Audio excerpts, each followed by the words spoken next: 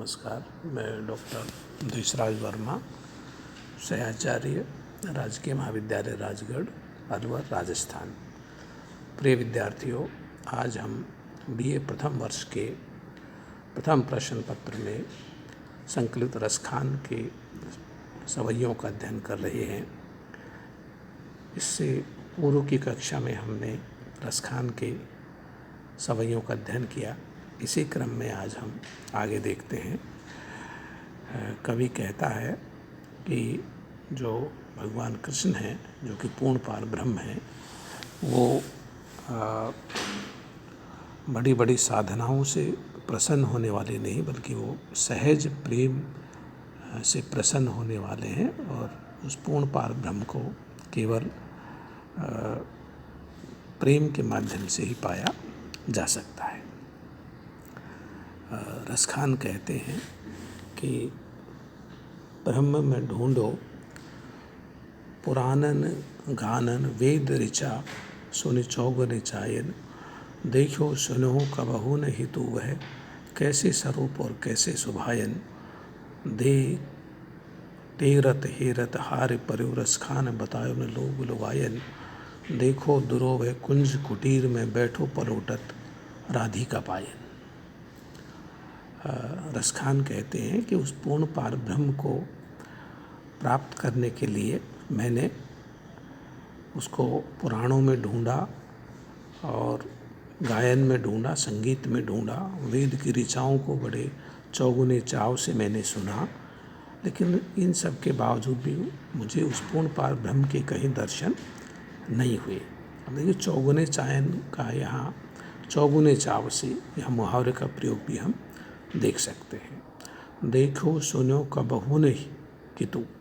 रसखान कहते हैं कि इतने शास्त्रों के पठन पाठन और संगीत और वेद मंत्रों के पठन पाठन के बावजूद भी मुझे उस पूर्ण पार ब्रह्म को न मैंने कहीं देखा, न उसके बारे में सुना, अर्थात कोई प्रामाणिक सूचना और संदर्भ मुझे प्राप्त नहीं हुआ।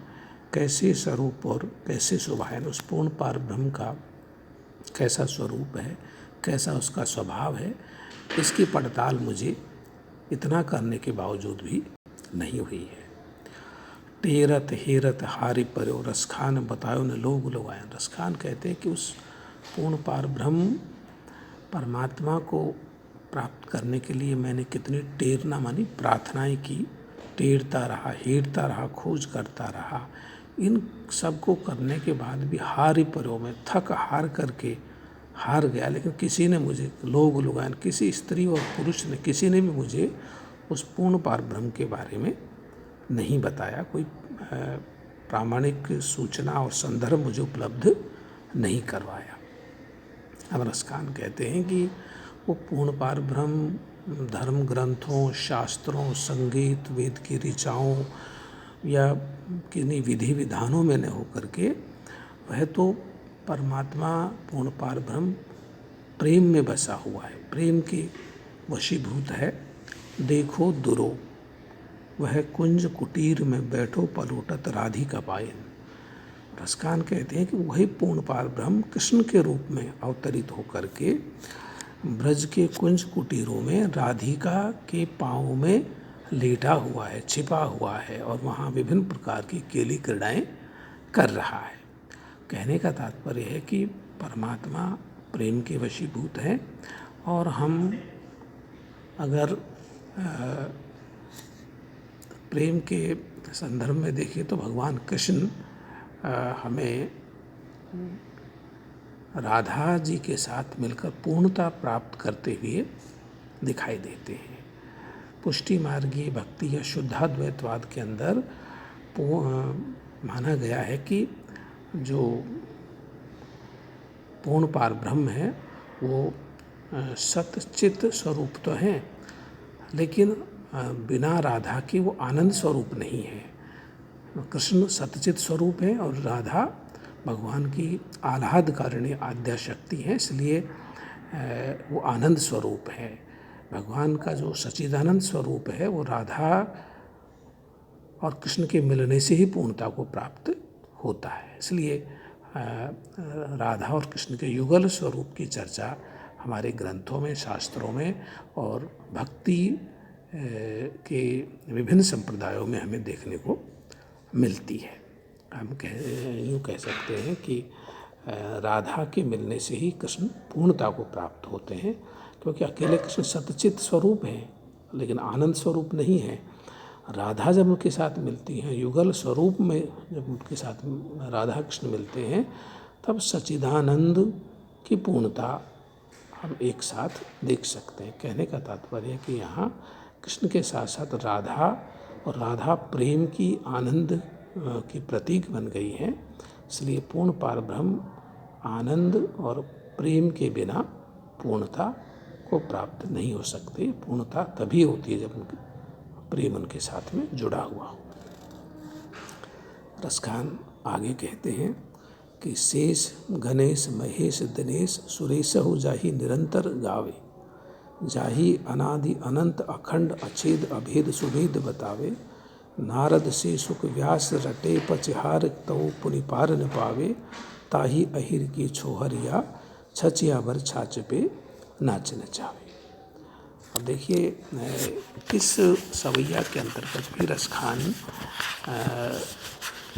भगवान को प्रेम के अधीन बतलाते हैं और जिस पूर्ण पार ब्रह्म को प्राप्त करने के लिए बड़े बड़े ऋषि मुनि देवता तपस्वी रात दिन तपस्याएं करते, हजारों हजारों साल की तपस्याएं करते हैं, उनको भी वो पूर्ण पार ब्रह्म नहीं मिलता।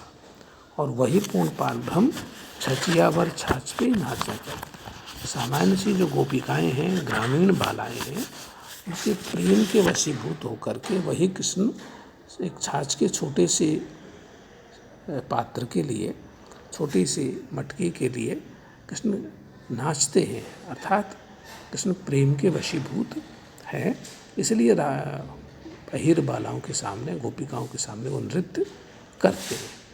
और प्रेम से सब कुछ संभव है। और कहते हैं कि प्रेम से परमात्मा भी वशीभूत, प्रेम के वशीभूत होता है। शेष शेषनाग गणेश महेश शिव दिनेश सूर्य सुरेश इंद्र जाहि निरंतर गावे। ब्रह्मा विष्णु महेश गणेश जैसे रात दिन जिसकी महिमा का गायन करते रहते हैं। जाहि अनादि, जिसे अनादि जिसका आदि नहीं है, अनंत जिसका अंत नहीं है, अखंड जिसको खंडित नहीं किया जा सके, अछेद जिसमें छेद नहीं हो, अभेद जिसको टुकड़े नहीं किए जा सकते हो, सुवेद बतावें, सारे वेद शास्त्र बताते हैं कि वह पूर्ण पार ब्रह्म जो कि निराकार जिसको कहा गया है, वो अनादि अनंत अखंड अछेद अभेद, ये सारी उस निर्गुण की उपाधियाँ हैं। नारद से, नारद जैसे ऋषि, शुकदेव व्यास रटे पचिहारे, ये बड़े बड़े जो ऋषि मुनि हैं तपस्वी हैं, ये उस पूर्ण पार ब्रह्म की महिमा गाते गाते रटते रटते थक गए हैं, पच हार गए हैं। तऊ पुनि पार न पावत, फिर भी इन्होंने उस पूर्ण पार ब्रह्म का कोई पार नहीं पाया है। लेकिन वही पूर्ण पार ब्रह्म प्रेम के वशीभूत होकर के इस छाछ के छोटे से पात्र के लिए गोपिकाओं के सामने नाना प्रकार के नृत्य करते हैं। ताही अहिर की, उसी ताही मानी उसे ही, किसी पूर्ण पार ब्रह्म कृष्ण को अहिर की छोहरिया बालाएं छछिया भर छाछ पे नाच नचाओ। छाछ के छोटे से पात्र पर नाना प्रकार के नृत्य करने के लिए उनको मजबूर कर देते हैं। कहने का तात्पर्य है कि परमात्मा बड़ी बड़ी साधनाओं के, बड़े बड़े शास्त्रों के अधीन न होकर के वह प्रेम के अधीन है। और जो गोपियाँ हैं, अहिर बालाएँ हैं, वो प्रेम स्वरूप हैं। और प्रेम स्वरूप होने के कारण है भगवान कृष्ण भी उनके अधीन हो जाते हैं। अगले पद में रसखान कहते हैं, शंकर से सुर जाहि बजे चतुरानन ध्यान में धर्म बढ़ावे, नेक हिये में जो आवत ही महाजड़ मूड रसखान कहावे, जा पर सुंदर देव वधु नहीं वारत प्राण अबार लगावे, ताही अहिर की छोहरियाँ छचिया बर छाछ पे नाच नचावे। वही प्रसंग है कि पूर्ण पार ब्रह्म कृष्ण प्रेम के वशीभूत हैं, गोपिकाओं के सामने छाछ के मटकी के लिए नाना प्रकार के नृत्य करते हैं। नाच नचाना मुहावरे का प्रयोग भी है, अधीन होना, कि कृष्ण जो गोपिकाएं हैं उनके अधीन हैं, उनके प्रेम के अधीन हैं। और एक तरफ तो प्रेम के अधीन है, लेकिन दूसरी तरफ बड़े बड़े जो तपस्वी लोग हैं उन पर जो सब कुछ न्यौछावर करते हैं, उन्हें यांत्रिक ढंग से उन्हें वो प्राप्त नहीं होते। शंकर से सुर माने देवता, और शंकर को तो महादेव कहा गया है। शंकर जैसे महादेव भजे, उसको भजते हैं। चतुरानन ब्रह्मा, ध्यान में धर्म बढ़ावे। जिसको प्राप्त करने के लिए चतुरानन और शिव निरंतर ध्यान करते हैं और धर्म को बढ़ाने का काम करते हैं, इसके बावजूद भी उन्हें वह पूर्ण पारब्रह्म प्राप्त नहीं होता। नेक हिये में जे आवत ही महाजड़ मूड रसखान कहावे। लेकिन उसी पूर्ण पारब्रह्म कृष्ण की अगर एक झलक भी या एक क्षण के लिए भी महामूढ़, महामूर्ख और अज्ञानी व्यक्ति भी अगर उस पूर्ण पारब्रह्म कृष्ण के दर्शन कर लेता, उसको याद कर लेता है, तो वह व्यक्ति रसखान कहाने लगता है। जो शुष्क नीरस अज्ञानी जड़मती व्यक्ति था, वो भी रस की खान कहाने, कृष्ण के सामीप्य से वो रसखान कहाने लगता है। जा पर सुंदर देववधु कहते अप्सराएं, जिस पर देववधु अप्सराएं नहीं वारत प्राण आभार लगावे। जिस पर अप्सराएं भी, जिस पर अपने आप को न्यौछावर करने के लिए आभार मानी बिल्कुल समय नहीं लगाती है, तुरंत अपने आप को जिन पर न्यौछावर करती हैं, जिस पूर्ण पारब्रह्म पर, और उनको भी वो पूर्ण पारब्रह्म नहीं मिलता, उसी पूर्ण पारब्रह्म को ताही अहिर की छोहरियाँ, उसी पूर्ण पारब्रह्म को जो अहिर वालाएँ हैं, गोपिकाएँ हैं, वो छचिया बर छाछ पर नाच, छाछ के छोटे से पात्र पर नाना प्रकार के नाच नचाती रहती है। एक पद और हम देखते हैं। जा दिन ते मुस्कान चुभी उरता दिन ते जुबही बनवारी, कुंडल लोल कपोल महाछवि कुंजन ते निक्षो सुखकारी, हो सखी आवत ही बगैर पग पैंड तजी रिजही बनवारी, रसखान परे मुस्कान के पानन कौन गहे कुलकान विचारी। रसखान कहते हैं कि जो कृष्ण है पूर्ण पार ब्रह्म हैं, रस के सागर हैं, रसखान हैं, रस की खान हैं, उनकी जो मनमोहक उनकी जो छवि है, उनकी जो दृष्टि विलास है, उनकी जो मुख का जो प्रेम और सौंदर्य है, वो गोपिकाओं पर जादुई प्रभाव डालता है। गोपिकाएं उनके अधीन हो जाती है, इसलिए कृष्ण को मनमोहन कहा जाता है। हर किसी के मन को वो मोह लेते हैं। जा दिन ते मुस्कान, जिस दिन से गोपिकाओं के हृदय में भगवान कृष्ण की मुस्कुराने की जो छवि है, उनके उर्मानी हृदय में जिस दिन से जा कर के जमी है, उस दिन से गोपिकाएं बही बनवारी, वो वनवासिनी हो गई हैं। जंगल में उन्होंने घर की मान मर्यादाओं को त्याग करके जंगलों में रहना स्वीकार कर लिया, लता कुंजों में वो भटकने लगी हैं। कुंडल लोल कपोल महाछवि कुंजन ते निक्षो सुखकारी।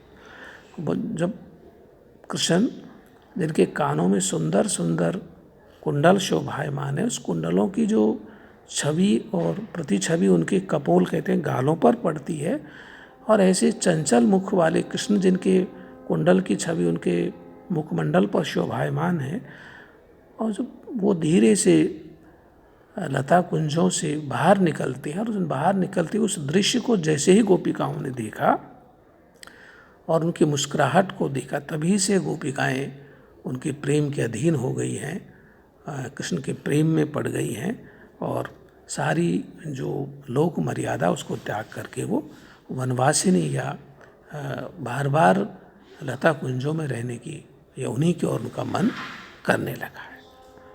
हो सखी आवत ही बगरे पग पैंड तजी रिजही बनवारी। जैसे ही एक सखी कहती है कि जैसे ही गोपिका ने कृष्ण को देखा तभी से उसकी मन स्थिति बदल गई। पैंड माने होता है रास्ता, उसने अपना पथ, अपना रास्ता बदल दिया। तजी माने त्याग दिया है, जिस और उसको जाना चाहिए था उस ओर वह नहीं जाकर रिजही बनवारी। अब यहाँ बनवारी से मतलब भगवान कृष्ण से है, वो भगवान कृष्ण पर रीझ गई हैं, बार बार उनका मन उन्हीं की ओर उन्मुख होने लगा है, अग्रसर होने लगा है। मतलब कहने का तात्पर्य है कि लोक की मर्यादा का त्याग करके गोपिकाएं कृष्ण के प्रेम में पड़ करके कृष्णमय हो गई हैं और कृष्ण पर रीझ गई हैं। रसखान परी मुस्कान के पाननी, पानन माने हाथ। रसखान कवि कहते हैं कि वो गोपिका या गोपिकाएं कृष्ण के मुस्कुराने की जो भंगिमा है, उनकी जो चेहरे पर मुस्कुराने की जो अदा है, उस पर वो पानन मानी बिकना, उनके हाथों बिक गई है, कृष्ण के अधीन हो गई हैं। कौन गहे, अब कौन ग्रहण करता, कौन कुल कानी विचारी, कुल मानी मर्यादा, ये वंश की मर्यादा, ये अपने कुल खानदान और अपनी अभिजात्यता की जो मर्यादा है, उन सब का परित्याग करके वो गोपिकाएं अब कृष्ण के प्रेम में ही मग्न हो गई हैं। उन्होंने अपनी जो घर परिवार और समाज की जो सामाजिकता और मर्यादा और परंपराएं हैं, उन सब का परित्याग कर दिया है। धन्यवाद।